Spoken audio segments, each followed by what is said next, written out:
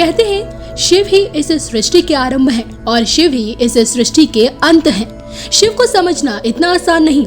इस धरा के कण कण में समाये जटाधारी को महसूस करना इतना आसान नहीं।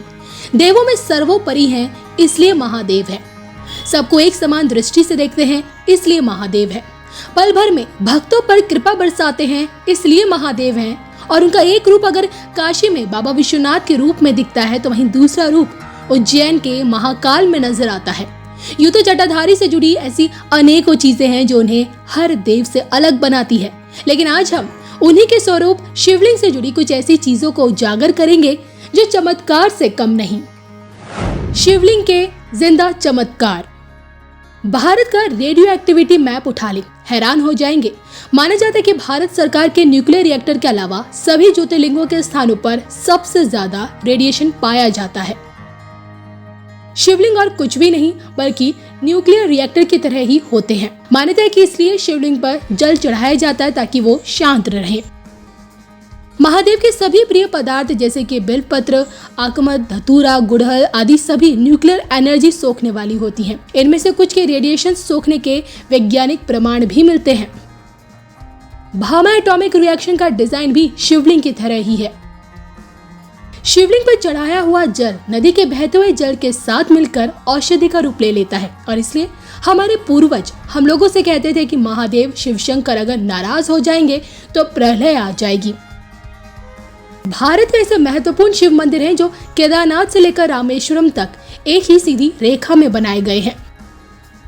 हमारे पूर्वजों के पास ऐसा कैसा विज्ञान और तकनीक थी जिसे हम आज तक समझ नहीं पाए। उत्तराखंड का केदारनाथ, तेलंगाना का कालेश्वरम, आंध्र प्रदेश का कालहस्ती, तमिलनाडु का एकम्बरेश्वरम, चिदम्बरम और अंततः रामेश्वरम मंदिर को 79, 41, 54 लॉन्गिट्यूड की भौगोलिक सीधी रेखा में बनाया गया है। ये सारे मंदिर प्रकृति के 5 तत्वों में लिंग की अभिव्यक्ति का प्रतिनिधित्व करते हैं, जिसे हम आपकी भाषा में पंचभूत कहते हैं। पंचभूत यानी पृथ्वी, जल, अग्नि, वायु और अंतरिक्ष। इन्हीं पंच तत्वों के आधार पर इन 5 शिवलिंगों को प्रतिष्ठित किया गया है। जल का प्रतिनिधित्व तिरुवक्केवलम मंदिर में है, आग का प्रतिनिधित्व तिरुमलई में है, हवा का प्रतिनिधित्व कालहस्ती में है और पृथ्वी का प्रतिनिधित्व कांचीपुरम में है और अंत में अंतरिक्ष यानी कि आकाश का प्रतिनिधित्व चिदम्बरम मंदिर में है। वास्तु विज्ञान वेद के अद्भुत समागम को दर्शाते हैं ये 5 मंदिर।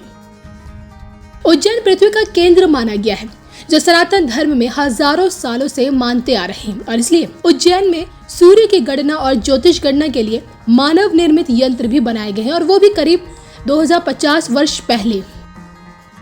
100 साल पहले पृथ्वी पर काल्पनिक रेखा यानी कि कर्क अंग्रेजी वैज्ञानिक द्वारा बनाई गई तो उनका मध्य भाग उज्जैन ही निकला। आज भी वैज्ञानिक उज्जैन ही आते हैं सूर्य और अंतरिक्ष की जानकारी के लिए।